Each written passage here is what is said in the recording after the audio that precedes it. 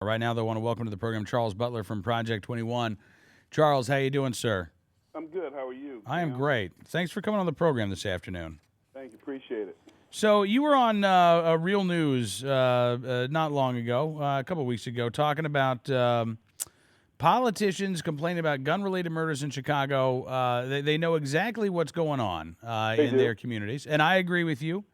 But you say they cannot accept that the anti-gun laws, that the gun control laws, are actually making things worse. We know they can't accept that. And when we had a round or town hall meeting where two Illinois politicians, Senator Hunter and Representative Duncan, and Bobby Rush was there, Congressman Rush, and as well as Pat Dowell, the alderman. Bottom line is 90% of the audience supported concealed carry. 10% were talking that craziness. You could tell they were brainwashed. Well, let's have the gun manufacturer be responsible. And the retort was, why don't you be responsible for your children? Uh-huh. You know, So, yeah, go ahead, Charles. so there's this thing going on in the black community that people don't want to talk about. The mainstream media will not pick up on it, and it's blacks with guns. You know, gun laws were created in the first place in the 1800s, 1870s, to keep guns out of the hands of free blacks so they couldn't protect themselves and exercise their enfranchisement, right? Right? So we fast forward, and Clarence Pendleton talks about this in his McDonald versus City of Chicago ruling, which, by the way, the City of Chicago used the Cruciate case to try to prove their case, which was a racist case, which kept guns out of the hands of blacks because they were black. Chicago in 2010 argued that same premise in court, and nobody talks about this. This is a Democratic town. Well, listen, Charles, if they Yes. if they were to talk about, what the Crookshank case actually entailed, you're right, that would look bad. So instead what they say is, look, there is precedent, Charles. There's precedent dating back to the 1870s on this Right. issue. They don't talk about what the precedent was, and you're right. I mean, the story of particularly black Americans in the South in the days of Reconstruction and immediately afterwards, the deprivation of arms.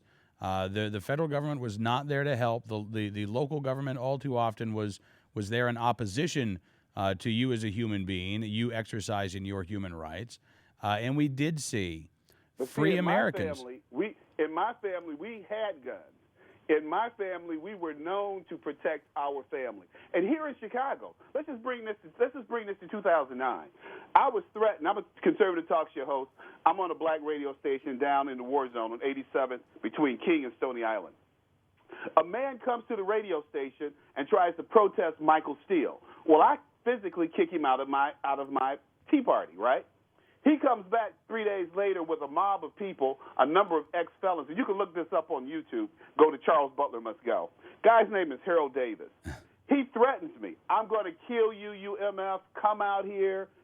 Just on and on and on. We have witnesses. I go to the police. They have, till this day, have not filed or not talked to me about this man threatening my life. Because guess what? I'm a black man in Chicago, and it doesn't mean anything. So, Charles, is it because you are a black man in Chicago that it doesn't Yes. mean anything? Yes, if I had been a white man who went to the police and tried to file a claim or report that this man threatened my life, don't you think that someone would have responded? Well, now, Charles, it's say, look, if the guy's not there, there's nothing we can do. I mean, Exactly. I mean, you guys are living under these new laws in Chicago where, if you're the victim of a burglary, they say don't call 911. Well, they will decide when they come out. So you're absolutely right, and we're laughing at this because, see, that's why I say, did you read my latest blog on my website or whatever, wherever? I have Anyway, not. In my latest blog, I talked about all of these politicians coming here for Hanitha Pendleton's death. Here in Chicago, man, in 2008, 2009, when Arnie Duncan was still superintendent of schools, Right. we had 399 children wounded, 144 dead, killed. Arnie Duncan didn't shed a tear. Mayor Daley didn't shed a tear. Rahm Emanuel, who was chief of staff, didn't shed a tear. Barack Obama, president, didn't shed a tear. Michelle Obama took health care away from blacks at U of C Hospital. Okay?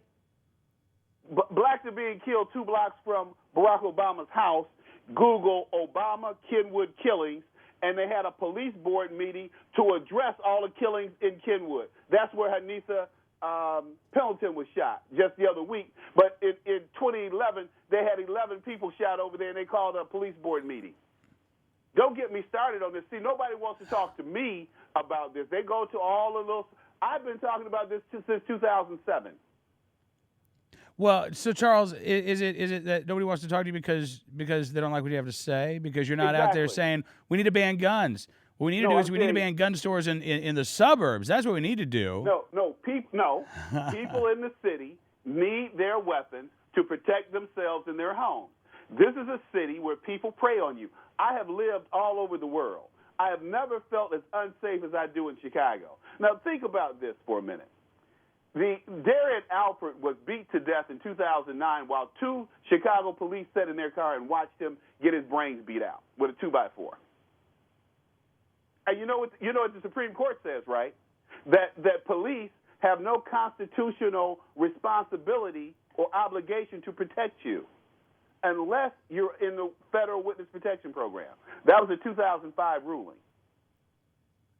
Yeah, you are not. You're right. Castle Rock versus Gonzalez. The police do not have, even if you got an order of protection out. Yeah. Right. Yeah. So what does that say to criminals? They know the law better than we do. Well, and I think too in Chicago. Look, Charles. I mean, the criminals know that if you do a crime and you stay off the front pages, you're gonna be okay. You know, you're probably gonna get probation the first 2. You're not 3 get offenses. Caught. They don't even look for you. Well, if you get caught, you're likely to walk away with probation. They don't even show up to the door. You call 911, they don't show up. I went to the police station, I can't tell you 20 times. I had a record. They wouldn't even talk to me about this man threatening my life. So if I didn't have a weapon, I sent a message to this guy, and I said, if I see you, I'm going to shoot you because you threatened my life. I put everything, I documented everything, got my witnesses, documented it, and I meant it. Because the police refused, and then Judge Alito, in his ruling in 2010 in the McDonald versus City of Chicago case, he said the same thing that I said, which is the public officials refuse to protect their minority citizens in high crime areas. That's in my paper on my blog, which is at charles-butler.com. Well, listen, Charles, I got to tell you, I absolutely agree with you on this. I mean, I've talked about this on the program before. When I met my wife, she was living in Camden, New Jersey, another very violent place. Rough place. She lived there for 9 years, and you know, the stories that she told me one night this guy named Turtle came over and started shooting up her door and her neighbor's door. She called 911. Again, nobody ever came in response to the 911 call. There was the night when we were on the phone, and I heard gunshots in the background, and then she wouldn't answer me, and it turns out she had fallen asleep. She didn't even hear the gunshots because they were so common in gun-free Camden, New Jersey, that she just got tired and had fallen asleep. Meanwhile, I thought she had been shot and killed. And that was kind of the moment when I realized, God, Camden has all these gun laws, and they don't work for crap. They don't work. You know, the people, the good people who would like to have a gun, it is going to take them months and months to legally obtain a gun, whereas Turtle, whacked out on whatever he was whacked out on, can find a gun illegally within an hour or 2 or 3. Yeah, and they go to the car. I saw guys selling guns out of the back of cars on the south side, okay, and the west side, okay? The police know this, but they would rather hassle Charles Butler driving a Mercedes S550, try to find out who I am, what I'm doing, instead of dealing with drug dealers and criminals and felons and Pookie on the corner shooting up. Well, hey, man, those neighborhoods are dangerous, Charles. I call them war zones. I've called them war zones since 2007. I was the first one publicly to say that more people are dying in Chicago. I started this in 2007 when I went on the radio, saying that more people are dying in Chicago every month than were dying on the battlefields in Iraq and Afghanistan combined. All right, so Jesse Jackson stole my stuff. Warren Ballentine stole my stuff. And then Al Sharpton started using my stuff. So let me ask you this, Charles. When are we going to hear? You talked about, you started off this conversation talking about this town hall meeting where 90% of those in attendance said, come on, let's have concealed carry. What can we do to get those voices to be heard? Well, I think, Cam, we need to start. I'm holding a press conference in Washington, D.C. About immigration, illegal immigration, on the March 13th. But we also need to have a press rally about concealed carry, because while police are not responsible to protect you, here in Chicago, we know that Mayor Daley said publicly he would not reallocate police to high crime areas because that would take those policemen away from the areas they're defending or they're policing, where they have one call a night. In these precincts down south, they have like 200 calls an hour. Yeah.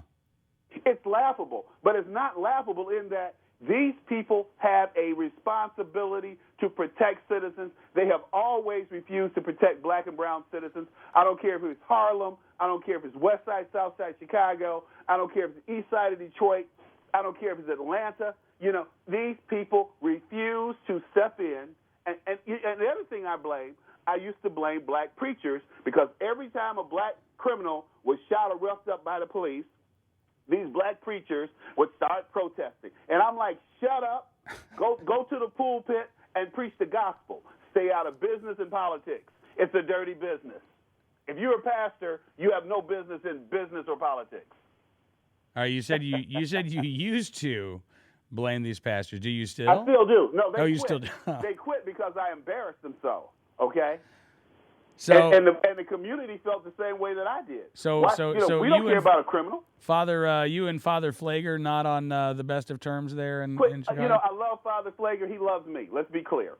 But Father Flager was at a gun rally that I was at a couple of years ago, and we had 1,000 people that I spoke at. We had 1,000 people. He had 4, 2 on each side of him, holding up a banner. Of course, the media wouldn't cover us. They covered him. So I was walking past, and he said to me, Charles, you know, Dr. King would not approve of what you're doing. And I turned to him very quickly, and I said, that's why he's dead, Father Flager. Charles Butler with Project 21.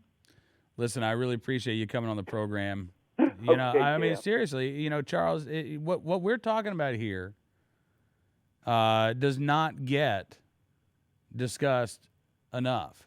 It really doesn't. You know, we even I think among gun owners sometimes there is the tendency to just say, see, Chicago, you got gun control laws in Chicago and you got violent crime, so gun control must not work in Chicago. And, you know, what we're talking about here are real lives. That's right. And real families. Mr. Lapierre needs to talk to me. I've tried to reach him.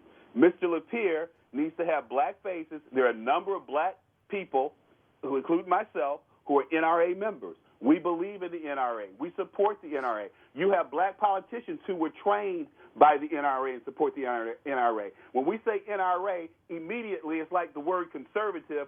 People think racist. There is nothing, or Tea Party. There's nothing racist about the Tea Party, about being a conservative, or about belonging to the NRA.